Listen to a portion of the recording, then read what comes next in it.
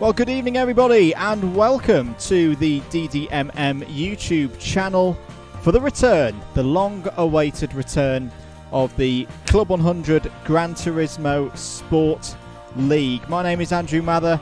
I will be your lead commentator for the 5th season of this competition, taking you through all the highs and lows of the first lobby, the Premier Lobby for 2021. I am going to be joined this time round by a new commentator to the DDMM airwaves, Mr. Luke Battersby. Good evening, Luke. Can you hear me?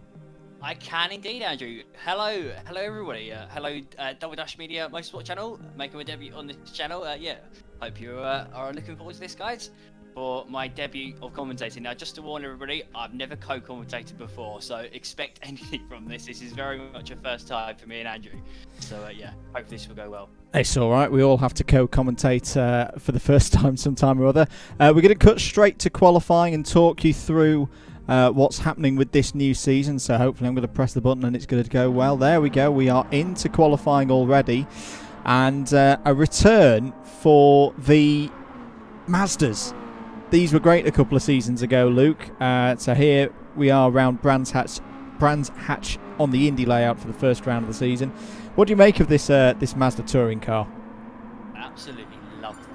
These are some of the best cars in GT Sport, certainly for racing. Because they're not the fastest things going, because they don't have much downforce, you can have such good wheel-to-wheel racing. To see any of the Mazda races from Season 3, they were so good. Yeah, very good fun to drive. And the main thing with these Mazdas as well is they're easy to drive, which is what makes them so raceable. They're not, they're not an oversteering mess, let's say. Yeah, nice, easy to control. Do very much enjoy racing these. Good stuff. Well, for viewers from previous seasons, there'll be a lot of familiar names for you on the screen.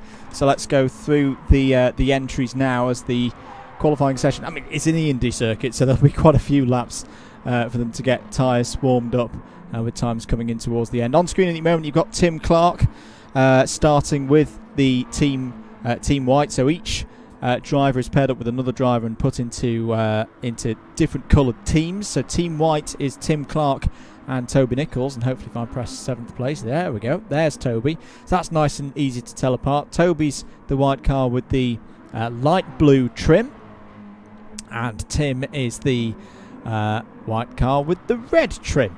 It's pretty much the same livery, so well done, guys. Good coordination of the liveries there. Let's have a look at Team Orange next. Now, where is Nathan Maximin, our champion from the last 2 seasons? There he is in the distinctive livery, and I'm going to try and find where Javier Garstidi Turner, also known as Silver Arrow, is. There he is. Is that almost a bit of a Robert Newman? Yes, it is. That's very Club 100.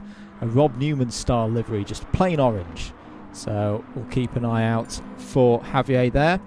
Team Red for this season is the team of Callum Brewell. There he is in the Lightning McQueen livery. And in fact, I think both of them are in the Lightning McQueen livery because Trevor tends to run in the Lightning McQueen livery. And yes, he is. So that's not going to be confusing for us at all, Luke. Both of them are running exactly the same livery, but it's a pretty good livery nonetheless. As always, Trevor has absolutely smashed it with the liveries. We were teammates in Season 3, and yeah, the liveries he made, superb. Done a very good job with this Lightning McQueen. Next up, we've got Team Blue, so Ryan Sandel, the other 2-time champion in this series. So this is very much like a decider best of 5, or maybe somebody else is going to take it this season between Ryan and Nathan. So there is Ryan there, and I say the livery that's fairly familiar to us by now. Kind of seeing blue with the yellow. With him this season is going to be Jack Cameron Drayton. So Jack's also gone with the light blue, but there's a more royal blue stripe down the middle of his car. So thank you guys. Thank you for putting that little bit of definition. And the last team in for tonight in Lobby 1 is Team Black. Not out of Captain Scarlett and Mr. Ons, but it's Martin Robinson. Where is Martin at the moment? He's P5. So there is Martin, who also has smashed it out the park with the liveries. So there is his. And last but not least, the man I think a lot of people come out to watch these streams for, Kirith Kart himself, Kirith Kalirai. Where is Kirith? Oh, he's currently P10, and he's in the pits. That's not very good. So hopefully Kirith can be out on track very, very soon, and we can get him up the order. Luke, which one's taking you fancy? Which one of these liveries is your favourite? I think the Treviso one. I am reading the live chat, Andrew, and apparently I'm quite quiet. Ah, that's okay. Apparently we're having issues.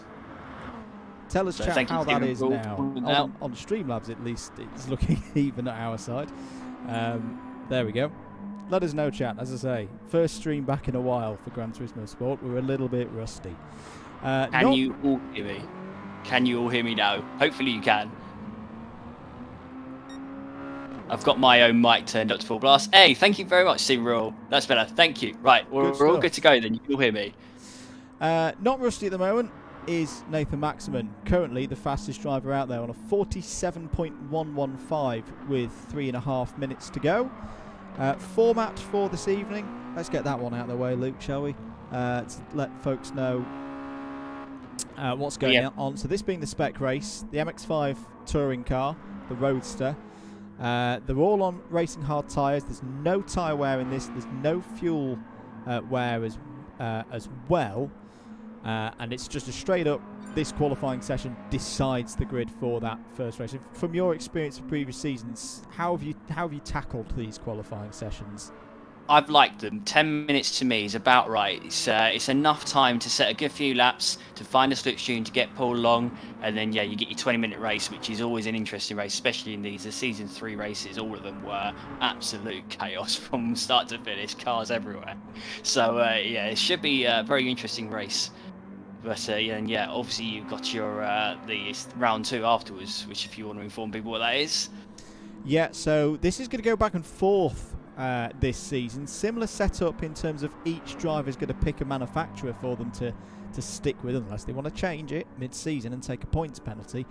But it's not just going to be set to one car. They're going to have to go back between the Group 3s and the Group 4s. So this is quite similar in a way, Luke, to Manufacturer Series in FIA.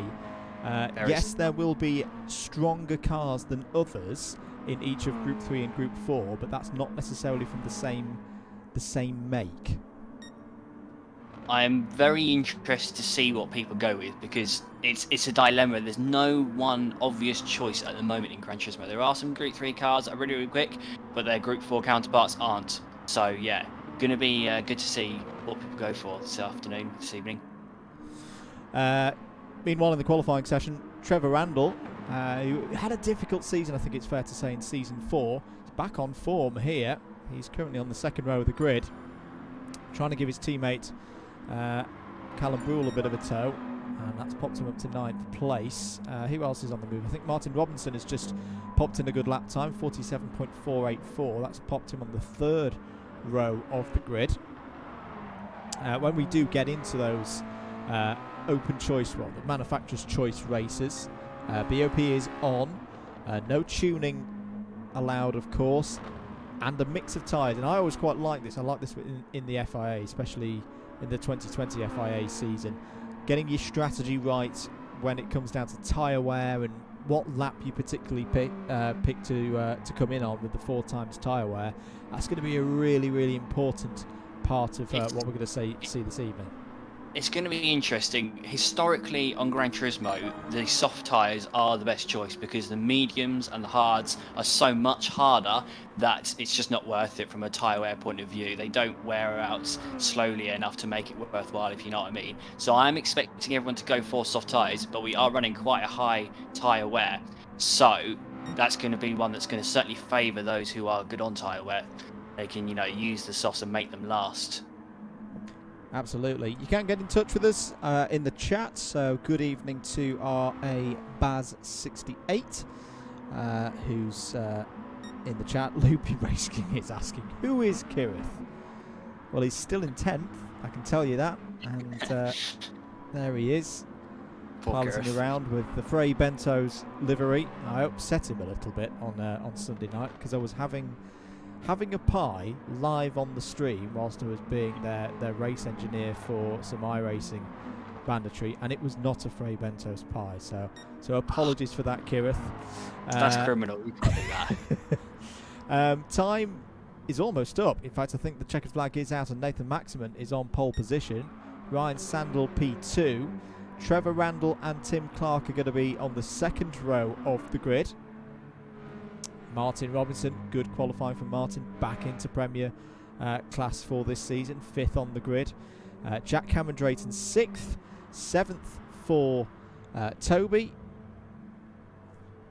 So Toby Nichols there getting a good qualifying in. Javier Garstidi Turner Silver Arrow in 8th place, 9th for Callum Brule and 10th for Kirith Kalirai. Now, one thing in defence of Kirith is he only jumped on about 2 minutes before we started. He may or may not have got the wrong train home. So, okay. Just in Kirith's defence, he hasn't had any practice at all. That was his practice. So what you're saying, Luke, is he's going to come flying through the field here. Of course. Have you never watched Kirith kart? Of course he will. So here's a good then. Out. Round 1 of the championship, a new championship, 12 rounds this season as well. We'll get onto that more as we go along. 20 minutes on the clock here at Brands Hatch on the Indy circuit. The MX-5 touring car is back. Who's going to get the best start here off the start line? Is it going to be Nathan Maximan? Is it going to be Ryan Sandel? Pretty good start between the two of them. Good start for Trevor Randall as well. Immediately, Ryan Sandel takes the defensive line to ensure that he at least gets second place. Down into Paddock Hill Bend they go for the first time. And already Ryan Sandel's trying to get underneath Nathan Maximan. This is what we're going to have for the whole season, folks. These two drivers and everybody else battling it out at the front of the field. But good start there, Luke, from Nathan. That was just what he was looking for.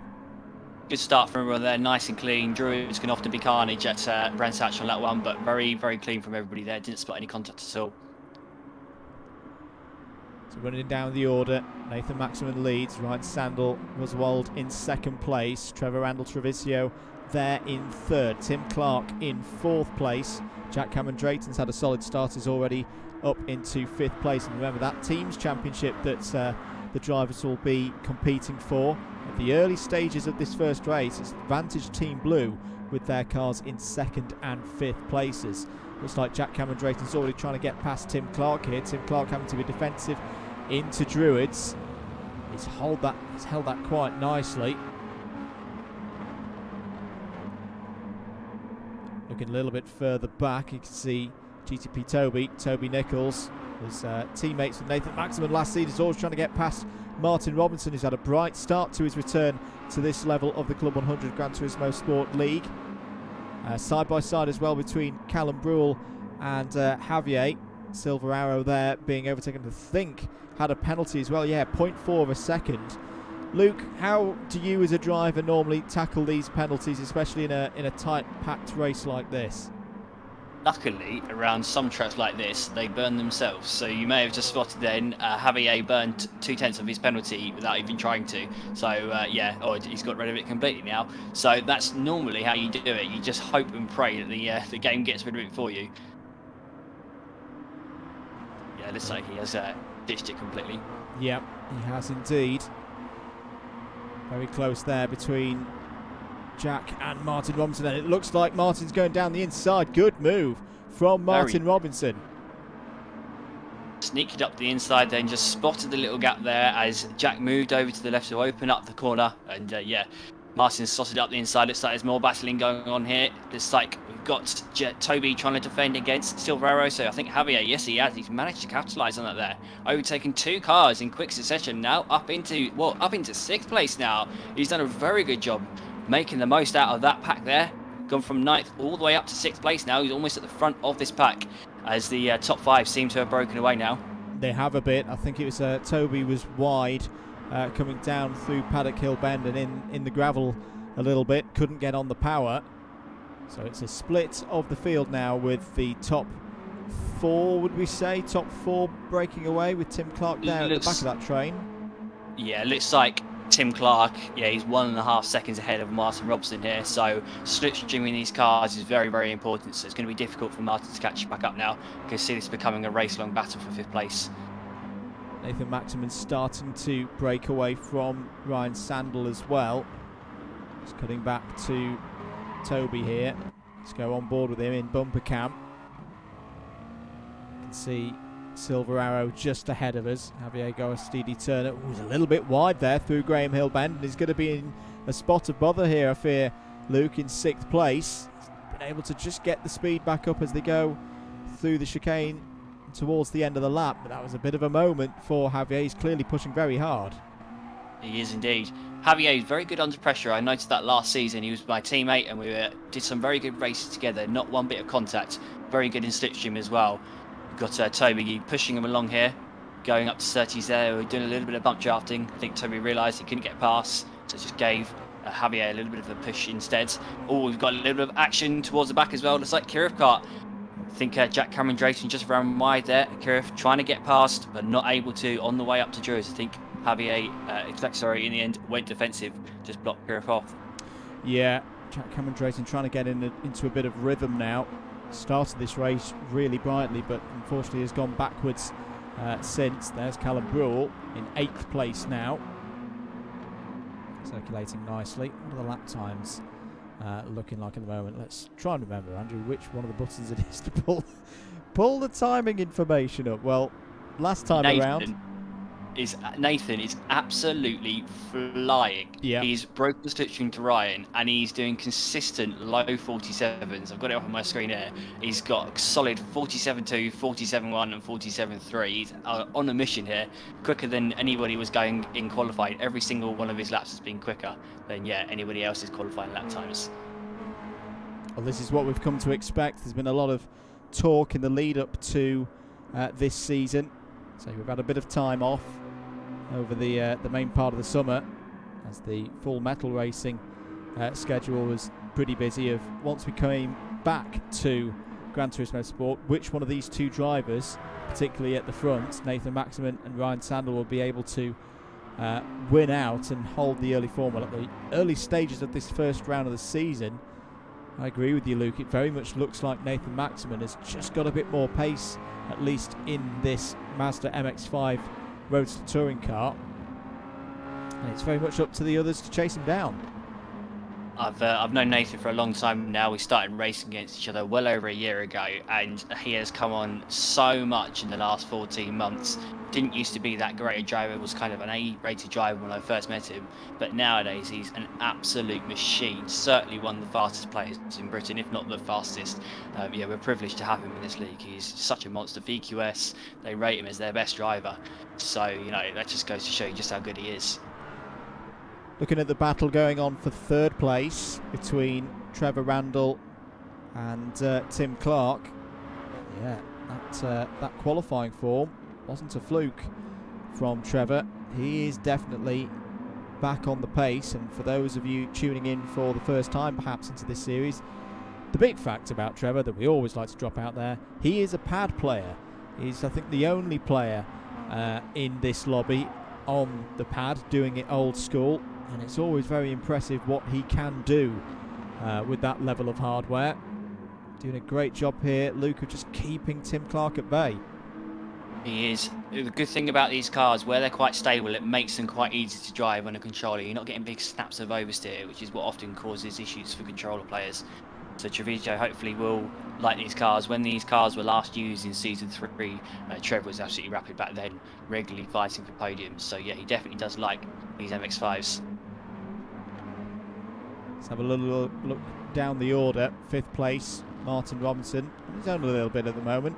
However, having said that, this is a pretty good return, having spent a season in Lobby 2. Did very well in Lobby 2, hence why he's here back in Lobby 1. No live coverage of Lobby 2 tonight. That is with good reason, because our regular Lobby 2 commentator David Whitehouse is applying a straight over with the Apex Racing League. So we'll give him that one, but he is planning to record the footage and do some as live later on. Never mind that at the moment, though. Apologies, David, because Callum Brule's on the move down the inside, tries to get past past Toby Nichols, and yeah, there was a little bit of contact there. Looks like Toby's been able to fight back. That was a bit of an overlap then, as Toby was trying to do the undercut, and Callum just gave him a bit of a tap from behind. He may let him back past here or may not. There's all Jack Cameron Drayton as well. Now at the inside of Callum Brawl.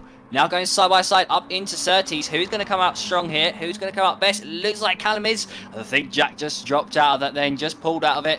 Realised that move was never going to work. Oh, and he's up the inside. He's got the cut back here on Callum Brawl. And he's up the inside, coming through the Clark curve now. Jack Cameron Drayton up into 7th place. Good move there, Jack. Very smart. Worked that really well. Something's happened to Javier in the meantime, because he's down in 10th place at the moment. Apologies, we didn't quite catch what happened to him there, but that's why Kirith Kalirai is now up into 9th place. Different lines being taken there through Druids. There's a bit of contact, I think, between Toby and Jack, fighting over 6th place now. And Jack has definitely found his mojo again here, Luke. He had a difficult few laps and fell down to 9th, but he's found some pace. He's getting on it now. Can he got the inside here into clearways? Don't think he's quite close enough to go for the move there. Can't quite sneak it up the inside. Oh, he's picked up a penalty. Oh, unlucky there for Jack Cameron Drayton. Not even sure where he got that, to be honest. I think it was on the exit of Surtees.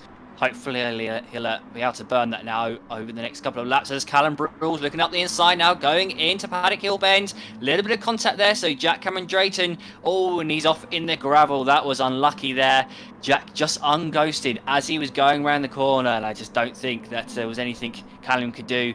He thought he was ghosted, then he wasn't. Little bit of contact, and Jack now down to 9th place back with Javier.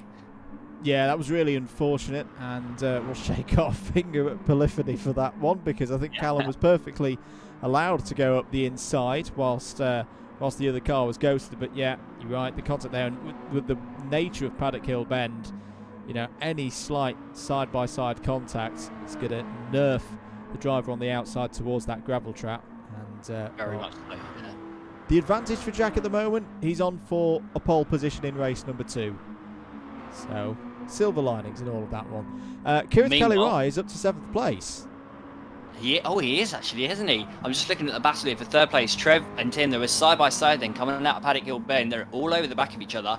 Tim is someone who very much does work together with people, and I think he moved over to the left then, moved over to the outside. I think he was just trying to tell Trev, get your foot down, don't fight, because we're going to get caught by the guys behind. They've got Martin Robson all of a second and a half behind. So if Tim and Trev fight here, they're going to get caught. So they do need to work together here, bump draft each other where possible. And yeah, Trev now weaving along the straights, trying to get that slipstream broken between him and Tim Clark. It's been a while since I've been on, Luke. What level of time is the slipstream effect coming into play nowadays, especially around a short circuit like this? It is 3/4 of a second, and it's not progressive. Let's say it's just the same strength, whatever distance you are. As long as you're in that 3/4 of a second, bang, you've got a 5-10 mile an hour speed boost down the straights. Well, Martin Robinson is closing in. You can see that gap coming down now under 1.3 seconds. Not with the slipstream. With 8 minutes of this race to go here at the Brands Hatch Indy Circuit, round 1, season 5 of the Club 100 Gran Turismo Sport League. Andrew Mather and Luke Battersby on commentary duties for you this evening. This race is not over for any of these drivers. 1.22 seconds now for Tim back to Martin. They're right on board with 5th place Martin Robinson now. That's what he's looking at ahead of himself. 5 seconds. He's getting that gap down. He's getting it down. It's down to 1.2 now. He's eking away at it. 5 seconds ahead of GTP Toby and Kirith Kalirai. You mentioned, Luke, that he had no practice, or a reduced amount of practice. I think he's found his feet now, because he's challenging GTP Toby here quite a bit for that 6th place. He is. He's he's got into a rhythm now, setting consistent kind of mid 47s, high 47s here, right up behind Toby Nichols as they go through Paddock Hill Bend then on lap 17. We've got 7 minutes remaining of this race. Remember, with these races, they are timed races, not lap races, so that comes into play, especially once you've got tyre wear and fuel usage, trying to work out how many laps the race is going to be. As Kirith now is right up behind Toby. Not really an overtaking spot this, going up into clearways. You can, as we saw at the start of the race, you can sneak it up the inside, but best overtaking spot here at Brands is, well, Paddock Hill Bend and Druids. If you can get a run into Paddock, then send out the inside into Druids, the best place to do it. Half a second penalty for Callum Brule just behind them, so he'll need to erode that away. Javier still ahead of Jack at the moment in the battle over 9th, so Silver Arrow ahead of Jack CD. Can Kirith Kalirai get up the inside this time? He's having a look into Druids, going for the move. He's going to have to apex very early. Can he get it done on the run out of Druids? Forces Toby Nichols up onto the curb there. Will Toby Nichols have a nose in into Graham Hill Bend? He does, side by side between them. Door banging, proper touring car stuff here on the Indy circuit. Still side by side as they go into Surtees. And surely this time Kirith Kalirai will have the inside line as they go round through clearways and into Clark Curve. And Callum Brule's now on the inside as well. Contact, another bit of unghosting at an inopportune moment. But Kirith Kalirai is up to 6th. Very well done by Callum there. He saw what was going on, put it on the inside, got all the way over to the right going to clearways, and then, yeah, just put his car there. Toby couldn't do anything, and now Callum, is he looking to get up into 6th place as well? Kirith has gone defensive with 5 minutes remaining. This is going to trigger a battle. This is going to allow 9th and 10th place to catch up here as these three are battling, having handbags like there's no tomorrow as they now come through Graham Hill Bend. So Toby now back up into 7th place, got that position back off Callum Brule then. This is like an extended Club 100 sprints race at the moment, on a very appropriate track for it. It's the beauty of these cars with the slipstream, where they're not the fastest things going. You get great battles like this all the time. Very difficult for Kirith to break away here, just because of how strong that slipstream is. 4 minutes 40 on the clock. Kirith Kalirai has to go defensive into Paddock Hill Bend again, and this time Toby Nichols is going to have the lane underneath into Druids perhaps. He's definitely more than halfway alongside, and if he can get the braking right, oh, in comes Callum Brule, sends it, and a bit of drifting from Toby Nichols on the exit. Let's try and get a replay of that one and see what happened there. So Kirith was a little bit wide going into, or coming out of Paddock Hill Bend I should say, and Callum Brule just sends it down the inside, all on the curb there as Kirith tried to turn in. That was a very, very close moment for both of them there.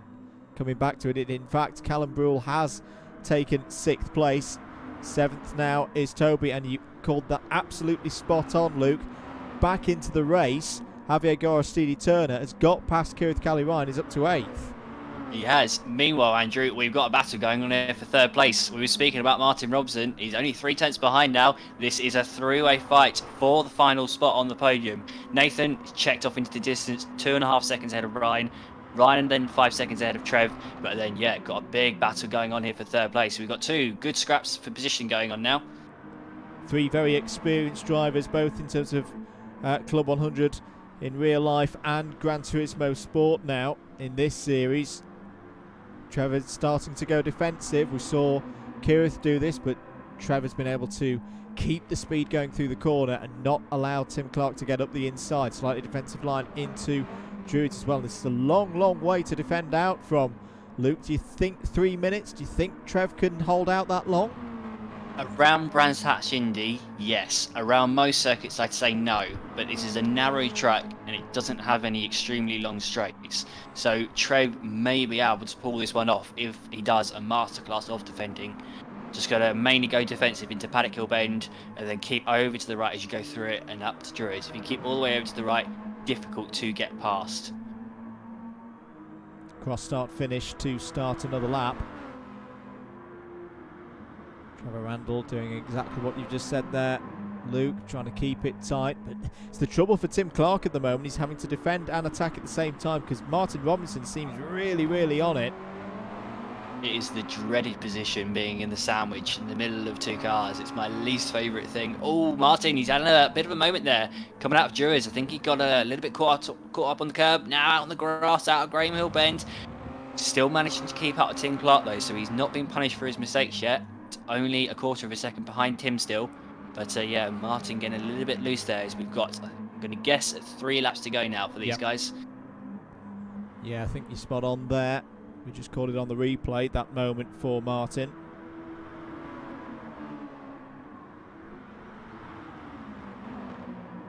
8 seconds clear of the rest of the pack are these three. Oh, Martin's just started to struggle a little bit. There's no tyre wear on these cars at the moment. But for whatever reason, Martin Robinson had closed right into the rear axle of Tim Clark, but now Luke, it just seems to be dropping back. He did such a good job. I mean, I'm looking at his lap times here. Pretty much every single lap was a 47.5. He did a phenomenal job of catching up. But the last 2 laps just dropped off a little bit. The pace did a 47.7, then a 47.9. I think he's on a slow lap as well this lap. So, yeah, just needs to get back into the rhythm. Good news for Martin is he's still in the slipstream range. So as we enter the penultimate lap of the race here, Martin Robinson still in the slipstream range of Tim Clark. So he shouldn't be dropped. Not yet anyway. Should be able to catch up, especially if Trevor Randall defends. So heading up to Trevor's now. Trev decided not to go defensive there. That was brave. That was a brave move there by Trevor Randall. Left himself vulnerable, but he's kept 3rd place for the time being. 30 seconds to go then. Just cutting back to our leader, Nathan Maximan, who will see the last lap board come out, or virtually come out. Like we do in Club 100, it doesn't come up on a digi flag here, but it'll come up on his screen because 13, 12, 11, 10 seconds to go. That means he's not going to get round again before that time expires. An almighty punch-up going on back here. We've got Kira side-by-side with Toby. We've got Callum side-by-side with Javier. As Toby's just barged his way back past Kira cut here, coming through the Clark curb and up to the start-finish line. There is all manner of dicing going on here, as actually they have taken the checkered flag. Yeah. So checkered flag and GT Sport, it just goes out when the clock hits 0. So 6 downwards in, they have completed the race. They have indeed. But here comes Nathan Maximan to start off his title defence in perfect fashion here at Brands Hatch this evening. Round the final corner to take round 1 of Lobby 1 here in the Club 100 Gran Turismo Sport League. Nathan Maximan takes the race win after 20 minutes. Ryan Sandel will be classified in 2nd place. Good points haul for him, and a return to the podium for Trevor Randall ahead of Tim Clark in 4th. 5th place for Martin Robinson on his return to the Premier Lobby. Very, very good race indeed. Javier Gorostidi Turner finishes in 6th place. And I think it was Toby Nichols 7th, Callum Brule 8th, 9th for Kieran Kelly Ryan, Jack Cameron Drayton in 10th. But a very good start there, Luke, for the reigning champion. Nathan Maximan takes race number 1. Again, how you mean to go on. Superb drive there by Nathan. Just had a quick look at his lap times. I think every single lap was sub 57.5. So, I mean, you're just not going to beat him if he's doing that. That is lap times which you can only dream of for most people. Well, there we go. Well, we'll have a short break now on the commentary whilst we get ready for race number 2, which will be the manufacturer's choice reverse grid race. Keep it locked here on the DDMM YouTube channel. We'll be back for race 2 very, very soon.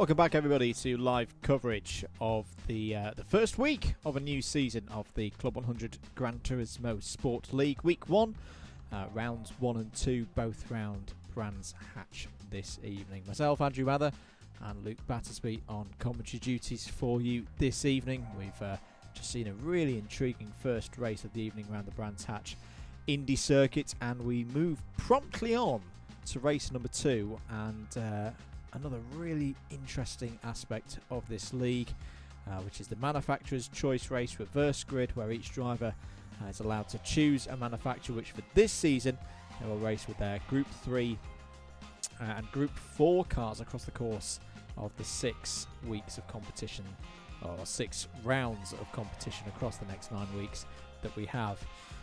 Luke, I think it's time for me to reveal which cars people are driving in for season number 5 if I press us back onto the PS4 channel. There is some interesting choices, I warn you now. Yes, very interesting. So Nathan Maximum's gone Mitsubishi. I don't think we've seen Mitsubishi in the GT Sport League before for Club 100. So that is straight away a very interesting choice. That's what I was referring to. Yes. Nathan, are you feeling all right? The Mitsubishi is rubbish. Both Group 3 and Group 4. Well, yeah. I say it's rubbish. No one uses it, which is why I'm guessing that it's rubbish, because I never see anybody use it.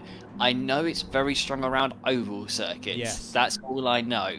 It dominates around Blue Moon Bay. I never see it anywhere else. It is a good handling car, but from what I've seen of the Mitsubishi in the past, it doesn't move on the straights. So, yeah, Nathan, it's an interesting tactic, because Nathan's, in all honesty, going to be starting these races from the back most weeks. Yeah. As this is obviously a reverse good race. And the Mitsubishi, with it not having the greatest of straight line speed, it's going to struggle to get through the pack, because the faster cars on the straights, they're just going to be quicker, and Nathan's going to struggle to pull up and overtake them, especially if they have switching themselves. It's going to be very, very difficult indeed. And this is an issue which I came across last season myself. So you may have seen last season I picked the Renault Megane Trophy, and that car doesn't move on the straights. No. Result being, going through the corners, I was getting held up, I was going to the back of people, getting frustrated, got onto the straights, and everyone flew off into the distance. So it's going to be interesting to see how Nathan gets around that issue this season. The Group 4 car is a decent car. It's a four-wheel drive car, so that's going to be interesting on tyre wear. Yeah, a good handling car. Both Mitsubishis are good handling cars, and I think they're quite good on fuel too. But it is an interesting choice.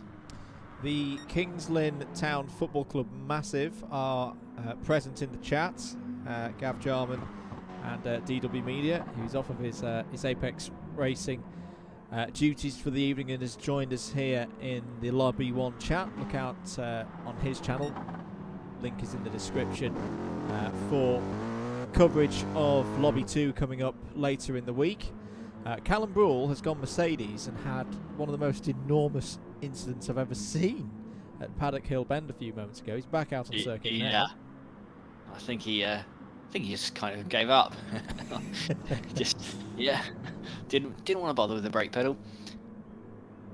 Let's have a little look through as well some of the cars. So as I say, Javier, currently second fastest in this practice session, has gone full bimmer.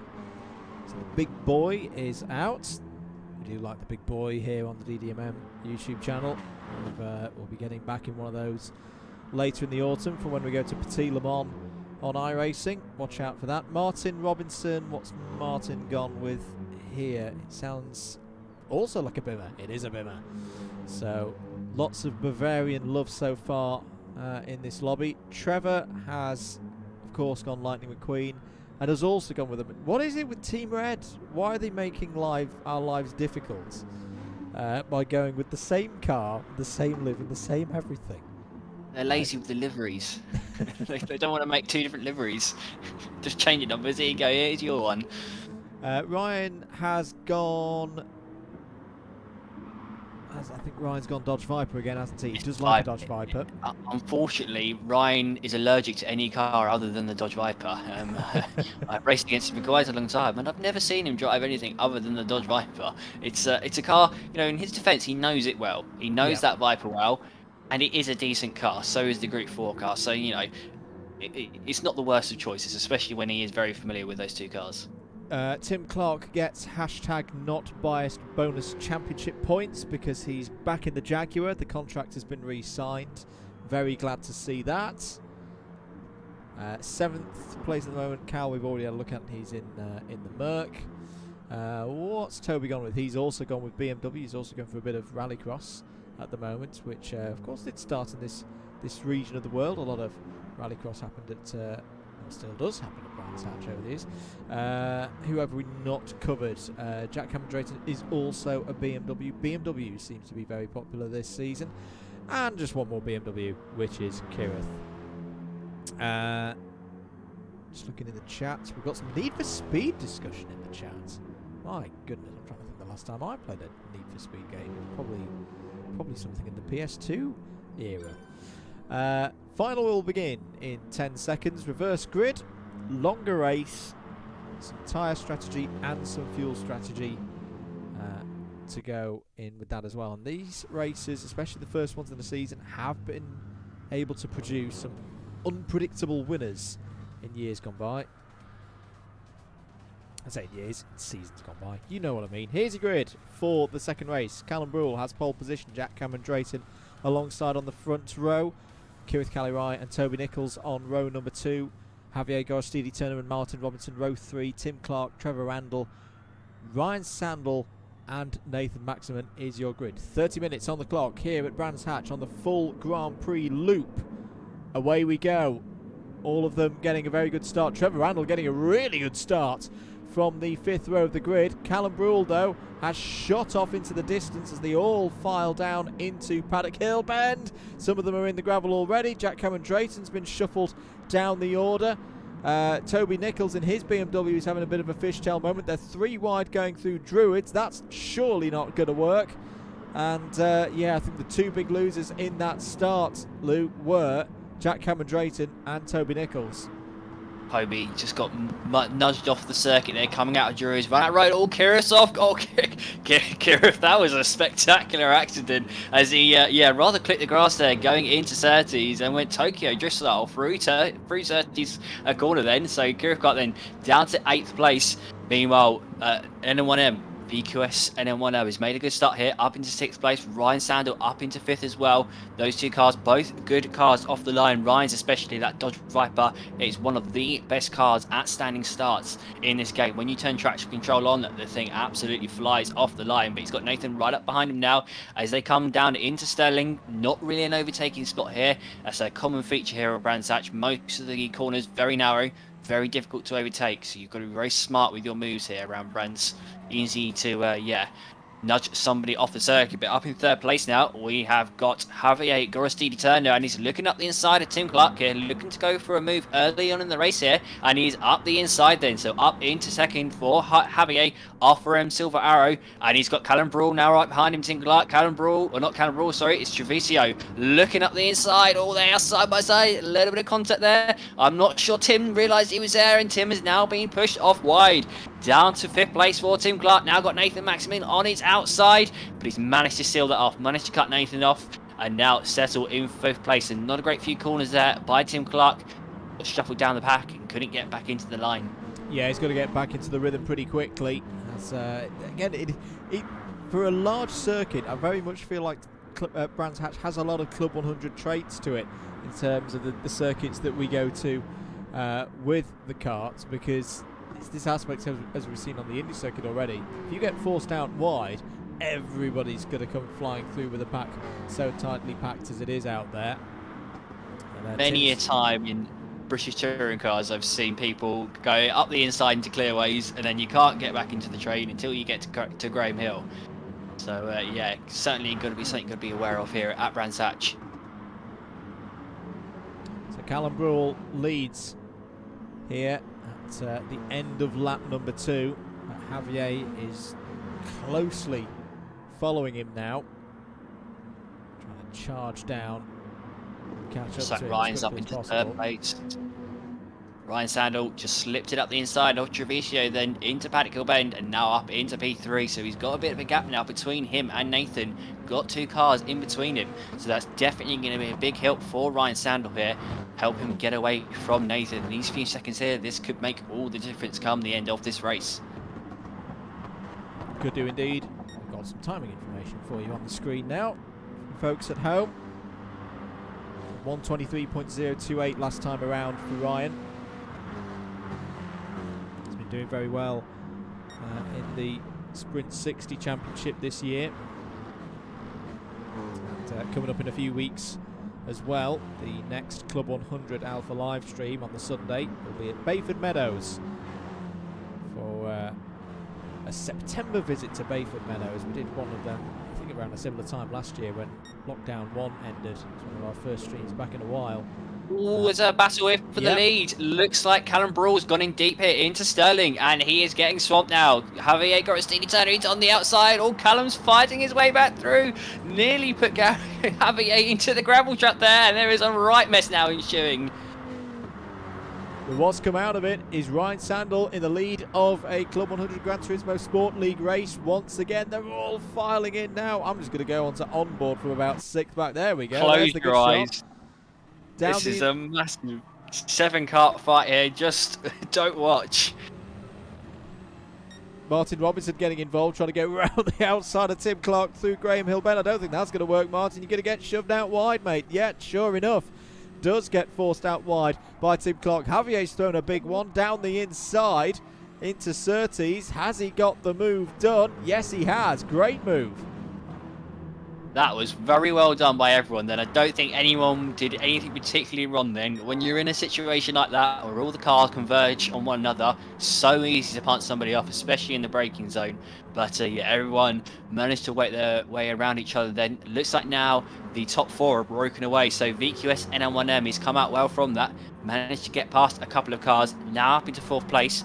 Only a second and a half behind Ryan Sandel. So if he can sneak past the 2 Team Red cars here, he will be straight then onto the back of Ryan, as Callum is now, well, getting a push here from Nathan. Nathan, can he get up the inside to Chloe's? Not quite, as he's looking all over the back of him. Can he get a good exit out of here? Going through Clark Curve and up to the start-finish line. He's got an overlap here on Callum Brawl, and as they go up to the first corner here, up to Paddock Hill Bend, Nathan still slightly up the inside, and yes, managed to make his way past there, as Callum's now looking to get back up the inside, going up to Druids. Nathan going to have to go defensive here, as we've got action further back as well. We've got Javier Gorostini Turner up the inside of Tim Clark here, the Team Orange driver, side by side with Tim, now going through Graham Hill Bend, still side by side. Who's going to come up best here? You've got Martin as well, looking all over the back of them, as well, Tim's just kind of pushed Martin off the circuit there. Don't think Tim quite spotted Martin on the radar, as Javier has managed to get up into 5th place and Tim settled in 6th. As indeed, this is a big few laps, I feel, Luke, for Team Red, sitting there in 2nd and 4th place. If these guys keep fighting, it's a good opportunity for them to get up the road and get some really big points in the Constructors' fight. Just looking a little bit further back as well, you've still got Kirit Kalirai there in 8th place, with Toby Nichols just behind him at the moment, and Jack Cameron Drayton in 10th place. A couple of comments coming in on the chat. David Whitehouse says Martin has gained so much confidence from last season's Clubman's title. He has indeed. There he is, sat in 7th place in his BMW, racing for Team Black this season. And he's saying it's good to see Trevor Randall back on the pace as well. Well, definitely is, but he's being overtaken at the moment. Nathan Maxwell up the inside, taking 2nd place before they've even got to Paddock Hill Bend. If you're a Kirov kart fan, don't look at the standings. Kirov may or may not have just ended up in the gravel trap then. He's coming out of clearways then. I think he may have just clipped the gravel trap, clipped the grass on exit, and yeah, Kirov kart unfortunately now down to the back of the field. Yeah, that is a shame for Kirith, but a lot of time left. He's gone full Tokyo Drift now, out of Druids. So let's have a look at the tyre situation. I think I'm right in saying, oh, now what's happened? No, I'm sorry, I've just had a brain dump there. I was like, what happened with Ryan Sandel in the lead? He's been in the lead for a while, Andrew. Keep up. Everyone I think is on soft tyres, if I'm right in saying, but yeah, folks dealing with the tyre wear pretty well, I'd say, just looking through the indicators. Looks like Martin is worst off on tyres at the moment. Tim Clark, as always, is the tyre whisperer. He's barely got any tyre air whatsoever. Tim is, yeah, the master of preserving tyres, especially in that Jaguar in season, what was it? No, season number 3. Yeah. He was absolutely phenomenal on tyre wears. I remember at Interlagos, which was the one handling circuit that season, he just flew past everybody at the end as his tyres were the only ones not to die off. Yeah, he needs to teach me how to do that, because I always go with the Jaguars for Manufacturer Series for reasons that folks will know. I won't bore them about them anymore, but yeah, I'll never be able to get the tyre wear out that Tim does. Almost 10 minutes into this race then. Looks like Nathan's doing a good job here, just setting you fastest lap of the race.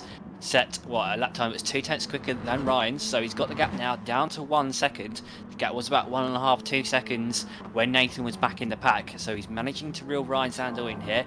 He will be in the slipstream range soon at this rate of knots, so watch out for Nathan. He's also pulling away from the pack behind, so he's 2.2 seconds here ahead of Trevor Randall. So yeah, I think you can see what this race is going to end up being, a two-way fight for the win as they break away from the pack behind. Great group of people watching tonight. Thank you everybody for tuning in. Hope you're enjoying the stream. If you want to see more content like this, make sure you've subscribed to the DDMM YouTube channel. This is the first meet of 6 meetings for this particular league. Pretty much every 2 weeks for the next couple of months. Interspersed with that, we'll have some iRacing action as well. The next round of the Club 100 iRacing Legends Championship is next week. Will be at Zandvoort. That's where the Grand Prix is this week. And as I say, 2 weeks' time on a Tuesday night, we'll be back here for the next round of this championship in Gran Turismo Sport. So plenty to get your teeth into both sim racing, and we'll have the vlogs coming back for the Club 100 race days as well in due course. But it's this pace, Luke, for Nathan at the moment. He is slowly but surely crawling back towards Ryan, and another tenth or so, and he's going to be in that slipstream. He is. He's eating away at that gap. He was 3 tenths quicker on the previous lap, and yeah, on that borderline now of that slipstream range. Now 9 tenths behind is Nathan. Is purple once more, so setting some really good lap times here. Just having a look at fuel levels, Nathan's a lot better on fuel than Ryan. Yeah. So even if Nathan doesn't get past on track, probably going to get past it in the pit lane, because he's just going to have to put a lot less fuel in it to his car. In fact, I think Nathan is the best of everybody on fuels. I'm just skimming through the pack here. He is indeed. Him and Jack Cameron Drayton at the back, they are the best on fuel. Still got half a tank to go. So we're expecting pit stops in a couple of laps time, so around about that 15-minute mark. Speaking to Nathan earlier, we reckon lap number 11 is when people are going to dive into the pits. Lap number 10, lap number 11. As yeah, that's something very much to keep an eye out for. Pit stops, of course, can change the order completely, especially if the fuel levels are different. So you've always got to think about how much fuel people have got to put in their cars. Ryan's going to have to put a lot more in than Nathan. It's 7% takes a second to put into the car, so that's how much you fill up, 7% per second. So that's, you can do some kind of rough calculations off the back of that. But it does look like Nathan's caught right the way up to the back of Ryan Sandel here now as they head up to Surtees. Right, Nathan not close enough to go for a move into this left-hander, but he's got the slipstream now down this back straight, probably the longest straight on the circuit. So as they head down to Hawthorns, I believe it's called, is Nathan going to get a run on Ryan? I don't think he is. In fact, I think Nathan may be short shifting. So that would explain, yes, why he's got a lot more fuel, using Ryan Sandel's slipstream to just short shift, save a little bit of fuel, not take the revs too high up into the rev range, and yet not use as much fuel as a result. So Nathan playing the long game here. Looks like he's going to try and get past Ryan here in the pits. Yeah, I think you're absolutely spot on. Nathan's doing a fantastic job. We saw Martin Robinson and Javier Garstini Turner, Arthur M. Silver Arrow, having a good fight over 6th place. I think Javier has now got ahead of Martin. Yes, he has. And Tim Clark is having a go here at Callum Brule. Tim's made his way past. Tim's up into 5th. I believe he was behind Javier. So now Tim up into 5th as this battle going on here for 7th place. Toby Nichols and Martin Robinson Looks like Toby's managed to make his way past. Oh no, Martin! Oh no, that's not gone well. That's not gone well. Is he just dipped a wheel onto the gravel then, coming out of Paddock Hill Bend and exited stage right. So Martin Robinson now down to 10th place with Jack Cameron Drayton. Big costly area there. He had Toby up his inside into Paddock Hill Bend there, and Martin just ever so slightly ran wide onto that gravel trap, and that was the end of that. So unlucky there for Martin. Yeah, he's going to probably be in the pits in the next, or may even be on this lap, because he's looking a little bit worse for wear on the tyres. As here we are back with the leaders, Ryan Sandel and Nathan Maximin. Moment, Nathan Maximin continuing this strategy of just staying in the slipstream. He's just got over, what's that, over a quarter of a tank. Well, Ryan's got over a quarter of a tank left. Yeah, a big chunk of fuel, let's say an eighth of a tank, thereabouts, is what Nathan's got in his pocket at the moment over his rival at the front of the field. That's going to be a good 2, 3, 4 second swing for Nathan then if it's that much fuel.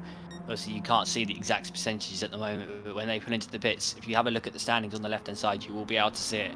So first person into the pits, then we've got Toby Nichols in with 24% of a tank remaining, as Callum Brawl, Tim Clark and Javier Gorostidi turn up. They are all battling here for 4th place, with Callum Brawl now going to defensive into Druids. Can he fend these guys off? I wouldn't necessarily defend this early into a race, but because it's Brands Hatch, it maybe is a smart idea. That's due to the nature of Brands Hatch, how difficult it is to overtake around this circuit. Maybe it is a good idea to defend this early on in the race. Some very harsh comments coming in. Dave Whitehouse Media says at this rate I might sack Kirith from his own iRacing team. Unbelievable. He's alright, he's in 7th place, he's doing okay. 122.773 is Kirith's fastest time at the moment. In fact, he's just gone and set a personal best in Sector 1 up through Hawthorns there. Whenever I watch racing on Gran Turismo around this track, Luke, it always takes me back to the PS3 days and the Ayrton Senna content. I want to say that was on Gran Turismo 6. It was indeed. A circuit that you've enjoyed over the years on Gran Turismo? Very much so. It's not far from where I live. This is where I grew up at Brands Hatch, only 30 minutes down the road from me. So this is very much a home circuit, sitting on the south bank. That's where I grew up, as we've got a lot of cars now into the pit lane. So Treviso and Callum Brawl both in on 19 and 16% of a tank respectively. Javier's done a good job on fuel, got 23% of a tank here, so he may jump these guys here, may jump up the order. Going to have to see where they are when they come out of the pit lane. Looks like Nathan and Ryan both doing the overcut. They've gone long on their first stint, as yes, we are now at the pits, and we've got drivers inside one another. We've got Treviso and Silveraro there inside one another, and Javier has indeed managed to jump the field here. Managed to jump all the way up to 5th place. He was down in, I think, 7th place, I believe it was. He was behind Tim Clark, who hasn't actually pitted yet, so we're going to have to see how this plays out. But yes, Javier has at least managed to jump ahead of Treviso then in that round of pit stops. Great work from Javier Gorostidi Turner and the Team Orange pit crew. They were like arrows back in the early 2000s there. Speedy got the car in and out. They've got 3/4 of a tank in now to get them to the end. And Trevor's not going to give this one up. He's definitely got a lot of vigour. Really found a bit of form. Ryan's in the pits. Yep. But Nathan isn't. That's interesting. Very interesting indeed, because that means Nathan's going for the overcut, which typically in Gran Turismo doesn't work. Usually the person who does the undercut, who pits first, they have the new tyres, they then usually are a lot faster on that lap. So on this lap here, I am expecting Ryan to set a quicker lap time and pull a gap to Nathan here. So it's going to be interesting to see. Remember, Nathan has got a lot more fuel than Ryan Sandel by quite a huge margin, to be honest. So it's going to be interesting to see how this plays out. Ryan Sandel out the pits now in a nice comfortable 2nd place. So he's got no traffic here on his out lap, not going to get held up here. Needs to put in a really very good lap indeed. If he wants to fend off Nathan with that lot more fuel, he's going to have to put an absolute stonker of a lap here in his Dodge Viper. Ryan's car, not the best car for this circuit, the Dodge. It will come into its own later on in the season at the circuits that are more power tracks. Brands Hatch, very much a handling circuit, one of the twistiest circuits on Gran Turismo. Interestingly, Luke, Toby Nichols is now right on the rear axle of Tim Clark. Tim Clark going longer has not gone well for him at all. He's into 5th place now. So Javier has also jumped to Tim. So that's 3 positions, I think, his net gain. But that may indicate, as you say, that Nathan Maxman, who's in the pit lane now, may struggle to hold on to the lead here at the end of lap number 13. Change of tyres going on now. His tyres will be fresher towards the end of the race. Will that be a factor for Nathan if he really starts to pump those fast lap times in? But where do we think he's going to come out here? Just on board now with Ryan Sandel. He's coming over start finish now. It's just going to be close. And they side by side. Ryan, you're going to look up the inside here, going up to Druids as they exit Paddock Hill Bend. They are side by side now, battling for the win in this race here. And Ryan Sando is up the inside. Nathan probably going to hold on to this though, around the outside of Druids, give himself the inside for Graham Hill Bend, and he pulls out of it. So Nathan then tucking in behind Ryan. Doesn't look like that overcut work. Ryan just, managed to put those new soft tyres to good use and make up that time that he lost by having to put more fuel into his car. So Nathan, when he pulled into the pits, he still had 18% of a tank remaining, which is a phenomenal amount of fuel to still have left. So yeah, Nathan, really, that overcut really did cost him there. I'm sure had he pitted on the same lap of Ryan, he would be ahead now. Indeed. I think those tyres could still be very important. Oh, Nathan Maxman is really trying to get by now. He is trying everything he can, isn't he? He's looking on the outside of Ryan there, going into Westfields, and now all over the back of him now as they come through Sterling. Gap only a quarter of a second. Now down to 2 tenths. Ryan Sandel just run wide there, coming out. Sterling onto the grass. Going to have to go defensive here into clearways. Is Nathan going to get up his inside on the exit coming through Clark Curve? No, he's not. Ryan realised what Nathan was doing there. Just managed to hold him off then. As they now head up to Paddock Hill Bend, still side by side. Great racing here between these two guys. Been friends for a long time, been racing against each other ever since the creation of this series. And yeah, showing ultimate respect for one another. Apologies to everybody else. We can't leave this battle at the moment because this could be not just very important for this race, but the context of the season as a whole. Both of these drivers, 2 titles each so far in the Club 100 Gran Turismo Sport League. The general consensus that it's going to be one of these two again this year. So it's all about which one of them can make it title number 3 first. You never know. The outcome of this race could decide it to the outside there into Hawthorns. Nathan Maxman is looking. Back. Oh, he's nearly got a cut back there. Has he got underneath? Yes, he has. What a move from Nathan Maxman. You do not see many overtakes get done into Westfield, but that was spot on from Nathan Maxman. Got Ryan Sandel off the racing line into Hawthorn, and it did the cut back there, Luke, absolutely perfectly. That was perfectly executed then. I don't think there was a single bit of contact. They were extremely close to one another, but Nathan just about managed to sneak up the inside then, going into Westfield, got that cutback out of Hawthorns, and now, yes, up into the lead of the race. Ryan Sandel's car, though, is a lot quicker on the straights, and he is now looking up the inside into Paddock Hill Bend, so Ryan straight back at it, straight back into the lead of the race. Pushing that Viper's superior top speed to good use then. Nothing Nathan could do then, really. Ryan was coming past no matter what. So Ryan Sander then into the lead of the race. And remember, in this series in Club 100, there are big points drops at the top of the standings. So it's 25 points for the win, and it's only 20 points for second and 16 points for third. So winning races is extremely important in this series, as Nathan is looking all over the back of Ryan here as they come down the back straight. You'd think that NM1M will try and do the same move on Ryan again, but surely Ryan's going to be wise to it this time, take a little bit less speed through Hawthorn so he doesn't get undercut. Yeah, spot on there from Ryan. Did not allow that move to happen again. I tell you who's enjoying this, Luke, because I think the gap may be closing. Yes, it is. Javier Gorostidi-Turner is now within 3 seconds of those front two, and if they keep fighting, that gap is going to come down. I'm not aware of Javier ever winning in Club 100, not in Lobby 1. He started off in Lobby 2 in Season 3, then was in Lobby 1 for Season 4. He could be on for a win here if these two guys, if they push each other off the track, if there's an incident.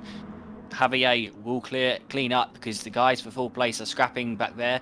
So it looks like Javier's all by himself now as they head up to Paddock Hill Bend once more with 7 minutes remaining of this race. Ryan Sandel going defensive into Paddock Hill Bend, and Nathan, he's got the overlap now as they head up to Druids. There's a little bit of contact there. Ryan Sandel trying to push Nathan as narrow as possible, but Nathan, he managed to just keep his nose up the inside then, and he's back into the lead of the race.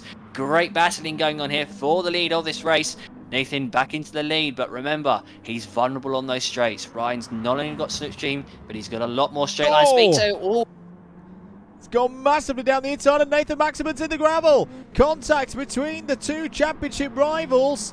Well, big moments in the context of this race, and Nathan Maximan might lose more positions here, because here comes Trevor Randall trying to go around the outside. In fact, Ryan's slowing down. Ryan is slowing down. And I think what he's doing here is he's making sure he's not going to get any kind of post-race penalty. The trouble now, though, Luke, is that Trevor Randall has got between. And in fact, into fourth place as well, Toby Nichols has got through. This is a real quandary now for Ryan Sandel, because if he lets Nathan Maximan go back through and hand back the position relative between themselves, he's actually going to lose 3 or 4 positions here. I think Ryan, he does need to give that position back because that was an almighty lunge. Surtees not really a corner where you can overtake cleanly. I've tried it before and I've never managed to do a clean overtake through there. And yeah, Ryan just sent it up the inside of Nathan Maximan then and just push him off into the gravel trap coming out of Surtees. As Nathan now, he's furiously trying to get back up to third place. Now going around the outside of Treviso and he's off in the gravel trap. Nathan Maximan down to 5th place.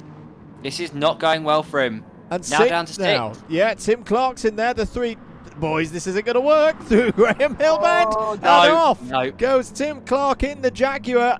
In the grass now. Cal 401. Callum Brule's going to come through now. And it's all broken down here at Brands Hatch. But the driver out front, we mentioned it, didn't we? That he could be there to pick up the pieces. Javier Gorostidi-Turner played the undercut absolutely perfectly to gain 2 or 3 positions during the pit stop phase. He now leads with 5 minutes to go. Doesn't look like Ryan's going to be letting Nathan back through here, so Ryan is risking himself a post-race penalty here by sitting in 2nd place. I think Ryan's going back after Javier, so they've got 5 minutes left of this race. Ryan could reel Javier Gorostidi-Turner back in here, so this is not over. Javier is not necessarily going to win this race. We've got comparisons now of the rivalry between Ryan and Nathan. It's like this is really is the first time that we've seen the two of them come to blows. Nathan Maximan now trying to go down the inside of Trevor Randall and trying to get past Toby Nichols at the same time. Well, he's got Trevor there. So that's him back up to 4th place. I just wonder, Luke, if Nathan can get back up to 3rd place and immediately behind Ryan, will they do the switch? I'm not sure about that one. We'll be interesting to see. It'd be good if Ryan does, but I can't guarantee it, especially if Ryan is fighting for the lead with Javier. He's already got the gap down by half a second since we looked 1 lap ago. And Ryan Sandel now only 9 tenths behind Javier Gorostidi-Turner as there is still more fighting. Nathan up into 3rd place, did a great move there in the back of shot. Coming out of Surtees, just sneaked it up the inside of Toby Nichols. And VQS NM1M then up into 3rd place. 2.5 seconds behind Ryan. Can he catch these guys back up? Got 3.5 minutes to do it. As indeed, we're just having a look on the replay of how Nathan got that move done. It was clean. It was up the inside. Very good stuff from the winner of the last 2 seasons of the Club 100 Gran Turismo Sport League. So 1.2 seconds is now the gap for Nathan Maximan to close in on Ryan Sandel, aka Ruswold. Ryan's made a big mistake here. Yeah. Yeah, he's lost back. Seconds. 1:23.9 on that previous lap then for Ryan Sandel. So he's made an error here when we weren't looking. And he's got Nathan right up behind him now. Nathan, he's in the switching range of Ryan Sandel. He is. Good man, Ryan. So that means that there won't be any kind of post-race penalty now. 2.5 minutes to go. Thereabouts. It'll all depend on where it's going to be 2 laps, isn't it? It's going to be 2 more laps, surely, for the field. New fastest Sector 1 of the race so far from Nathan Maximan. So now Nathan Maximin and Ryan Sandel, after having that battle and colliding, are now going to start working together, I feel, Luke, to try and close this 2-second gap to Javier down, but they've not got long to do it. I'm just having a look at fuel here. Javier hasn't got much left.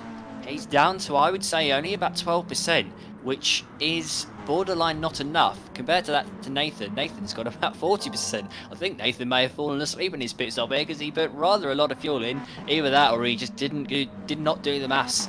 Yeah. And yeah, Nathan, that would explain then how he didn't get past Ryan. He put way too much fuel in his car in the pit stops. And yeah, that now allows him to go flat out at least to the end of this race. So entering, I'd say, the penultimate lap of the race here, yeah, unless we have a very slow final lap here. Entering this penultimate lap of the race, Nathan, he's got the gap down to 1.3 seconds here. His tyres as well are in a lot better condition than Silver Arrow's, and his car is naturally a quicker car around the circuit. This Mitsubishi, remember, very much a handling car, so he's going to be on it here. This could, well, he could still get the win here. He could still have a remarkable recovery and get back past Javier Gorostidi Turner. May well be that a couple of the drivers towards the back of the field get cut off in terms of time at the end of this lap, so we'll just keep an eye on that. Definitely, yeah. As Nathan Maximin continues to close in. Less than 0.3 of a second now. Another purple sector from Nathan. There's a bollard in the middle of the track. That won't bother the drivers because it's off the racing line. What a race this has been. 40 seconds on the clock to go. Where do you think he's going to make the move here, Luke? Do you think he tries to do it into paddock? I would. Oh, is he going for it here? Oh, we got Javier. What's Javier doing? I think I just saw brake lights then on that straight then as they just slightly went out of shot there. I think Javier maybe was trying to let Nathan through. That was a little bit weird there as he just pulled over to the left. But now Nathan Maximin, as they begin their final lap of the race, he's on his back bumper coming up to Paddock Hill Bend. Decides not to go for the move into paddock as it looks like Javier has run a little bit wide then coming out of Paddock Hill Bend. Ryan Sandel now looking up the inside into Druids. Nathan meanwhile up into the lead of the race. So he did a bit of a late move then up the inside of Javier and now into first place. Javier still in second. He's ahead of Ryan Sandel, so this is going to be an interesting fight to the end. This is, well, there's a lot of points on the line here as Ryan is trying the same move that he tried on Ryan, and he is up into second place. So yeah, Ryan tried the same move that he tried on Nathan, sorry, and yes, Ryan is up into second place. So there's a 5-point difference, remember, between first and second, and then a 4-point difference between second and third. So it's very important here where these guys finish. Tim Clark has finished for tonight, 7th place, 8th place for Martin Robinson. I think Kirith and Jack Cameron Drayton are over the line as well, excuse me, in 9th and 10th place. One interesting comment, many interesting comments tonight from DW Media, is how will Nicky Richardson call it if there is a protest from Nathan after the race? However, personally, I don't think there will be. I think the result will stand as is. Round the final corner for tonight, Nathan Maximin is going to make it 2 wins from 2 here at Brands Hatch this evening and get his title defence off to the best possible start in a fascinating race here in the feature round the Grand Prix circuit. 2nd place for Ryan Sandel Ruswald here tonight. 3rd place, a brilliant podium and brilliant strategy from Javier Gorostidi Turner there. 4th place for Toby Nichols, a strong result. 5th for Trevor Randall. 6th for Callum Brule, a strong run there for both of the Team Reds boys. But it's Nathan Maximin who goes up 9 positions. Had to fight for that, was off in the gravel on at least one occasion. But a really, really dramatic race there. Luke, what did you make of it? That was a good season opener, wasn't it? That was a good way to get season 5 underway. Very, very, very good racing indeed. Superb drive by Nathan Maximin. Barely made a single mistake there. Yeah, very well done indeed. Managed to do a superb job of recovering from that incident with Ryan in the mid part of that race. Managed to climb back into the lead. I think Nathan was angry at the end of that race. He was driving, driving very well indeed. You could tell he was fired up. He had that, bit between his teeth to get back into the front, to get back up to the front of the field. Well, there is the conclusion of tonight's racing. If you have enjoyed and you haven't pressed the subscribe button already, please consider doing so. Give the stream a thumbs up. and click that notification as well. In terms of content that we've got coming up here, I've got lots of editing to do of lots of vlogs that we haven't got out from over the summer rounds through July and August of Club 100, but they are coming soon. Stick with us for that one. Next Wednesday night, the stream is already scheduled. Zandvoort Legends of Club 100 and BUKC iRacing Championship should be kicking off around 7:15 p.m. But as I say, that one's already scheduled. Get that one in your diaries. 2 weeks' time, we are back here for rounds 3 and 4 of this championship, the Club 100 Gran Turismo Sport League. I'm not sure if I'm yet to announce what the tracks are, so I'm going to keep stum on that one. I am having a look at what they are, though. They're pretty good. There's some pretty good tracks next week's in 2 weeks' time. Then there's a week off for us, and then the following 2 weeks after that, we've got the next round, or the following round of this championship.